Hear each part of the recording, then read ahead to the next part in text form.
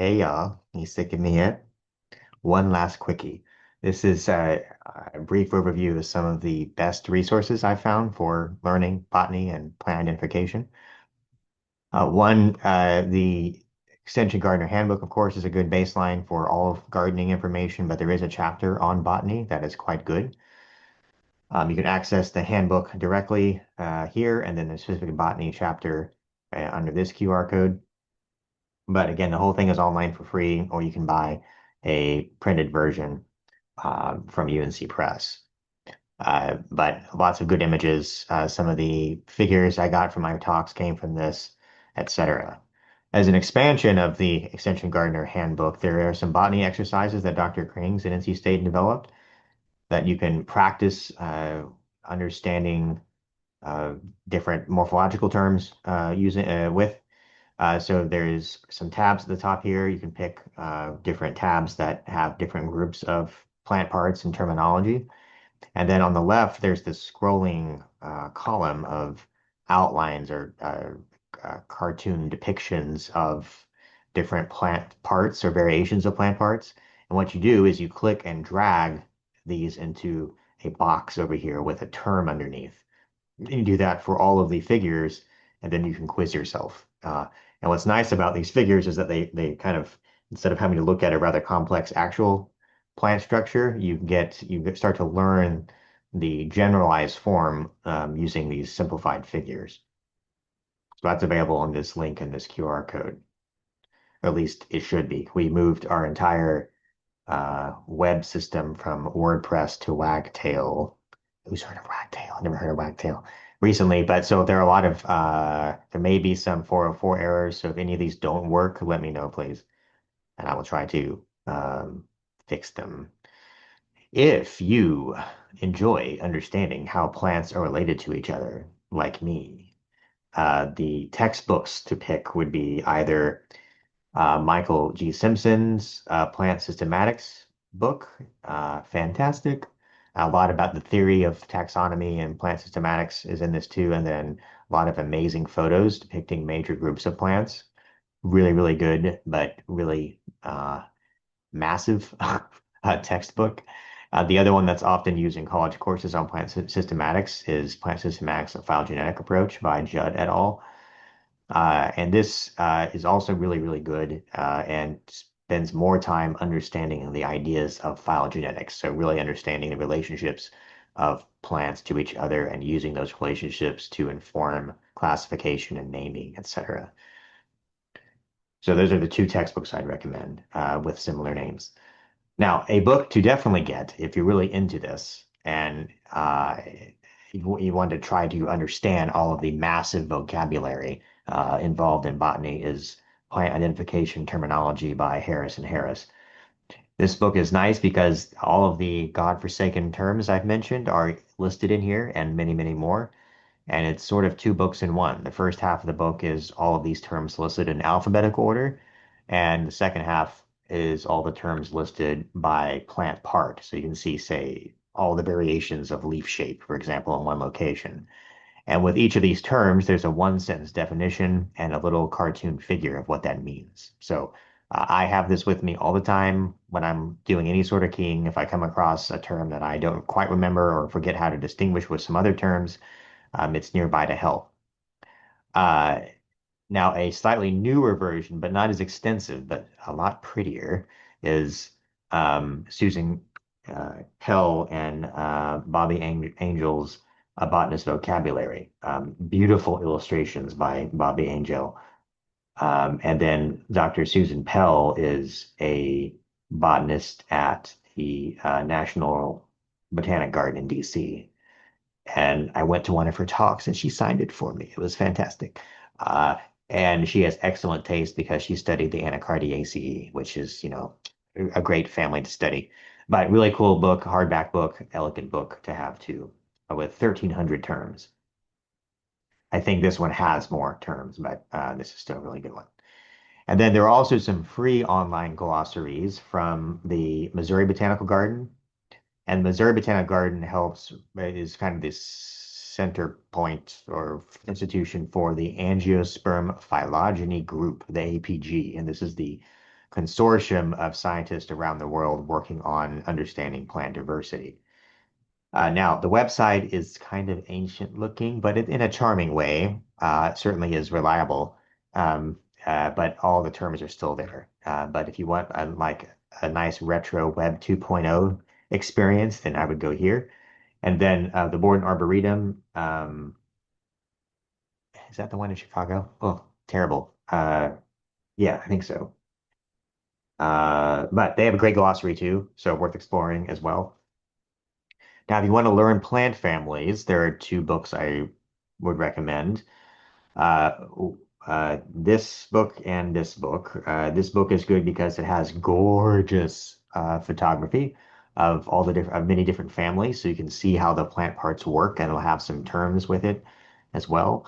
But it's photograph based, whereas this book, Botany in a Day, is illustration based, and with illustrations, you can selectively highlight parts that may not be as visible in a direct photograph. The downside of this book is it's just spiral bound and terribly so, really. Like the last few pages always come off. Oh, and so now mine's just a stack of 500 pages on my bookshelf that I need to fix. But otherwise, gorgeous book. And Botany Today is often used by like uh, people interested in medicinal plants. It has kind of got a bias to Western North America in terms of the plants it chooses, but it's still really, really good. Illustrations are great, and they have up-to-date systematics, which is pretty cool. Now, a collection of all of the species of a region is called a flora. So a flora of a given region. And floras have a list of the species. They have keys to all the species, often descriptors about their ecology, or distribution. Um, and the classic flora for the Carolinas was a manual of the vascular flora of the Carolinas. And what does this mean? What does vascular flora mean? Think back to my first lecture. This means everything except the mosses and other bryophytes, because so it doesn't include the non-vascular plants, because those are a pain to key. And I am ignorant on keying them. I haven't done much of that at all. But so all the ferns, gymnosperms, and angiosperms are in here. But notice when this was last updated, 1968. And this is because floors take a long time to update. If you're going through and documenting 4,000 or more species of a region and understanding their distribution and ecology and updating all the new names and relationship changes, et cetera, that's a lot of freaking work. And in fact, it's been the life work of Dr. Weekly at UNC and his team for many years. And so they're updating this flora into the new flora of the Southern and Mid-Atlantic states. So there is not a book equivalent of this. This is a nice thick book. Um, and if you've taken a botany class in North Carolina or South Carolina in the past 50 years, um, you might have seen it. It has really nice keys. Uh, Some of it is out of date, of course. A lot of the names are, some of the names are out of date. I am particularly fond of their grass and sedge keys. Actually, they're if as awful as those can be. This is pretty good in here. But this newer version is not yet in a printed book format yet, but it is in two other formats for now. And one of them is free. It's a PDF. So if you like playing with 1,081 page PDF files, here you go. However, there's a better version that's branded as Flora Quest. And this is a key that's either on a website that's okay, but it's even better as an app. It's like 20 bucks, and it is truth and beauty in a phone application. Like I'm kind of skeptical of smartphone stuff sometimes, but this app is beautiful, and you can use it like a conventional key. You can look things up. You can use it like a sort of like a linear key if you want, where you can just like narrow down different options. Uh, but it has wonderful photos, it has descriptions, it has maps of where they occur in the state, etc. So this is a really, really, really good thing to get. So if you're serious about this and you want to seriously key things out, this should be part of your toolkit, is the FloraQuest app. There are, I think, at least two versions out right now, and they're subdividing into different regions within the Southeast. So you want to get the one that's for the Carolinas.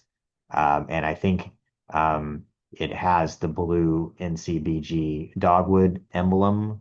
There's one that has like an orange dogwood emblem that's for like Virginia and Maryland. So don't get that one unless you're in Virginia or Maryland. There is even a flora of North America that's still being developed. It's magnificent. It's going to be like 30 or 40 volumes, and each book costs, $100 bajillion. So if you want to get the whole set, you probably need to have your taxes increased. Um, but you can also look it up online for free. So there's a nice online version of the key of the flora. But uh, the floor is not yet finished. So there are lots of families that aren't in there yet, but a lot of them are. And if you want to see true poetry, look up this genus, and there was a nice little co-author there. So if you wanted to read how beautiful botany can be, please check out this species or this genus. And then for wildflower guides, this is my favorite. It's written by some people at the North Carolina Botanic Garden, including Dr. Waite, Dr. Weekly, and Laura Cotterman, who is the first author and did some amazing work here. And wildflower guides work by sorting plants by flower color, because that's what you're looking after. And then within flower color, there are other keys like leaf number, arrangement, etc. And then once you're there, you can kind of brute force shotgun it and just look at lots of pictures and see until you find something that matches, in theory. But really, really nice guide. For trees, this is what you're getting. The day of the botany class is Native Trees of the Southeast. Nice book because it has mostly good keys. Some parts I don't like, but mostly good keys. A description, including their ecology, how they were used by Native Americans, if they're native or not, if they're invasive or not. Mostly native plants. Yeah, I should rephrase that. It's native trees. In the back, there is a list of some non-native trees that you may find, but they're usually not incorporated into the key. But so cultural uses, ecology, botanical descriptions, key identifying field features. So if you're in the field and can't key it out, what are some things you can look for that will help you recognize it relatively quickly? There is another book from UGA Press on identifying trees in the winter. So just looking at the twigs. And if you're a true masochistic lunatic like myself, you can join me every January, mostly. I didn't do this January, but mostly every January I do classes on winter tree ID. There are also some free keys that Dr. Krings developed, and he is I think he's a full professor now. Sorry, I should update that. Sorry, Alexander. And he's the director of the herbarium. And now that he's a full professor, he has a magnificent beard. uh, but he developed some online keys that are free, and several good ones that are useful for you guys directly would be the tree key for the Piedmont, the winter twig key, that's what I use in my class, and the fern key. And then for more specialized applications, is a key for common nursery weeds. And he teaches an entire class on rare plants of North Carolina. That is really important for if you're working for the Natural Heritage Inventory or other conservation groups, how to recognize rare plants in the field, etc. So these can all be accessed here, and I've also created separate QR codes and short links to each of them. So here's the fern key, the tree key, the winter twig key, and he does have a kind of hidden and tree bark key, but the big caveat here is that bark is usually not a good, helpful identifier for most trees. There are some species that have very distinct bark, and that's mostly what we're looking at here. But bark can vary within a species, within an individual, depending on its age. Different species can have similar looking bark, and it's also hard to describe in the same like codified way you would other plant parts. And more recently, a really good publication and a very easy key to use from NC State is this identification of common trees in North Carolina. Um, maybe I can print some for the class. I'll see how I'm feeling. It's kind of big. I don't know if we have that much of a budget, but you can get it online for yourself. And it's not very extensive. It's not like a lot of trees in here, but the most common ones are. And because there are relatively few trees, the keys are simpler. So as a way to practice using dichotomous keys, this is a great resource. And then there are Dr. Stephanie Jeffries is the professor that teaches dendrology or tree identification for people at NC State, mostly forestry majors, plant biology majors, ecology majors, etc. And this is entirely a field class normally. So you meet at a certain location every week and you're out and you just walk around and learn the field characters for trees. Well, during the first year or two of COVID, this was not allowed, understandably. Uh, and so the Dr. Jeffries had to develop a bunch of videos for Tree ID. So that's a great benefit. So she and her students have developed short, like 3 to 4 minute videos of how to identify trees using field characters. So I really encourage you to check these out. And then the plant toolbox you can learn about how to grow some of these plants, a little bit of information about, and then these are focused on common landscape plants. Not it may not be as it's not as extensive with all the native plants necessarily. Um, Certainly native plants that are used in gardens are in here, but it's not going to be as extensive as the flora or something. But really lots of good tools to play with here. Look at images, good descriptions. And now that we have Dr. Zona managing it, there's been really excellent refinement of the botanical parts of the descriptions. So that's working better than ever.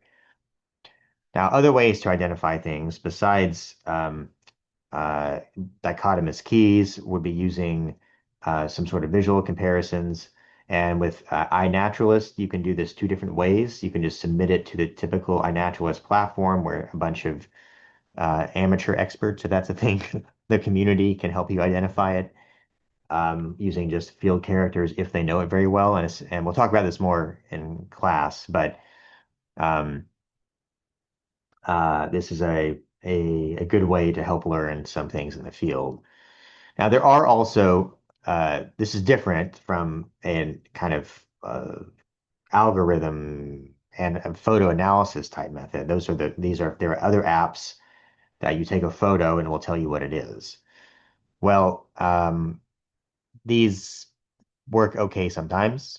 Maybe they're getting better, but there are lots of features of plants that are hard to photograph that are used to distinguish species. So the more fine-tuned you are on what it could be, what it needs to be like to the species or subspecies level, these will do much worse. But they're not terrible, and they're getting better. But we want to use this as a tool, not a prosthesis. So I want you to practice all of the conventional plant identification techniques and then use this as maybe a supplement or as a first pass and then validate later. The truth is they aren't hugely, I mean, they're okay. I need to get maybe a more recent paper, but there's an example of a paper analyzing the accuracy of deciduous trees of these different apps. Effectively, at the time this was published anyway, um, uh, picture this and iNaturalist, also called Seek in this format, were the best.